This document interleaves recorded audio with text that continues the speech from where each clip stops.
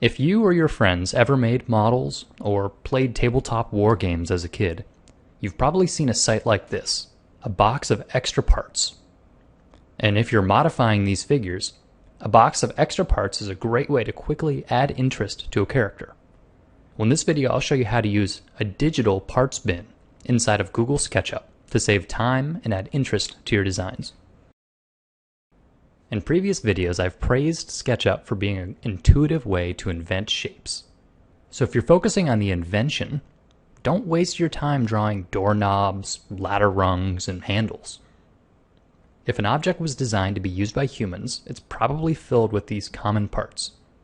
In fact, if you take a look at some big piece of machinery or architecture, it's these common parts that help you relate to it. Like the way that all these ladders share a similar structure. I can look at them, and even if I've never seen the object before, I know that this is where I climb. SketchUp allows you to create digital parts bins, and in SketchUp language they're called component libraries. And if you remember from the last video, you know what a component is. And I like to separate these libraries by design language. So I've got one for European castle design elements, one for classical Greek, and then this one here is mainly just modern industrial mechanical bits. So let's say I'm designing this piece of factory equipment. I'll keep my modern industrial bits open. And this way I can just pull parts out and lay them straight into my document.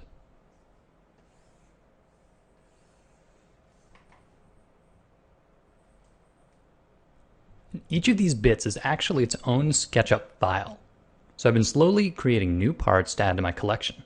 Maybe if I'm getting frustrated with some illustration that I'm working on, I'll step aside and take a half hour to just make some bolts and connector pieces. It's pretty brainless work, and the internet is full of photo references for everything you'll need. And it's important to keep these objects simple. You see that even though this is a cylindrical form, it's pretty segmented and low poly. This is because it might end up being very small in my final model, and if I have, say, 30 of them, I gotta keep my polygon count down so my computer won't slow down and start lagging. But the beauty is as this library begins to grow, when I sit down to design some piece of factory equipment, I've got all these pieces ready to go. So let's take a look. So standard workflow I like to do for roughing out a quick mechanical object is to make the primary shape first, just out of normal SketchUp modeling.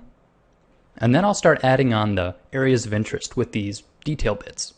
So for instance, a ladder, I can drag right on here and attach.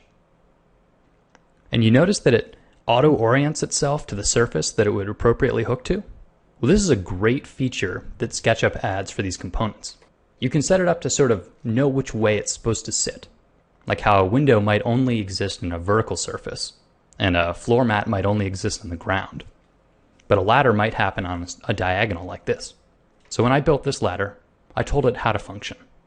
And it gets even cooler when you have certain objects which will cut into surfaces. So you can see this actually as a bit of a cutaway. And then if I move it, there's no hole left behind. I can also scale it and make a copy if I want.